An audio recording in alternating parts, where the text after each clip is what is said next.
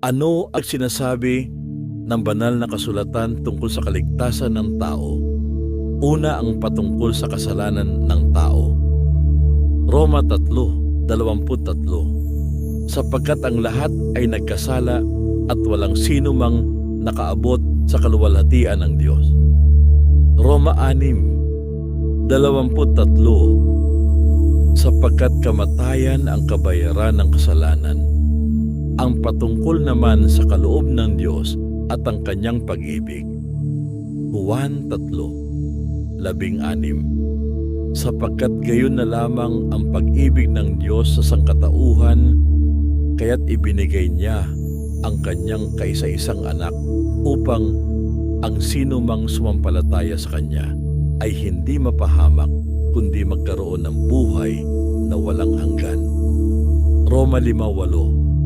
Ngunit pinatunayan ng Diyos ang kanyang pag-ibig sa atin nang mamatay si Kristo para sa atin noong tayo'y makasalanan pa. Roma 6:23b. Ngunit ang walang bayad na kaloob ng Diyos ay buhay na walang hanggan sa pamamagitan ni Kristo Jesus na ating Panginoon. Paano ngayon matatanggap ang kaligtasan? Efeso 2:8-9.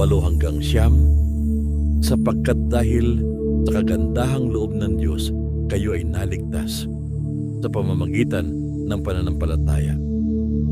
At ito'y kaloob ng Diyos at hindi mula sa inyong sarili. Hindi ito bunga ng inyong mga gawa, kaya't walang maipagmamalaki ang sinuman. Roma 10:9. Kung ipahahayag ng iyong bibig na si Jesus ay Panginoon at buong puso kang sasampalataya na siya ay muling binuhay ng Diyos, maliligtas ka. Mga Gawa 4:12. Sa Kanya lamang matatagpuan ang kaligtasan, sapagkat walang ibang pangalan sa buong daigdig na ibinigay ng Diyos sa mga tao upang tayo ay maligtas. Ilan lamang iyan sa mga talata mula sa Biblia patungkol sa kaligtasan ng tao. Ano ang sinasabi ng banal na kasulatan tungkol sa kaligtasan ng tao? Una, ang patungkol sa kasalanan ng tao.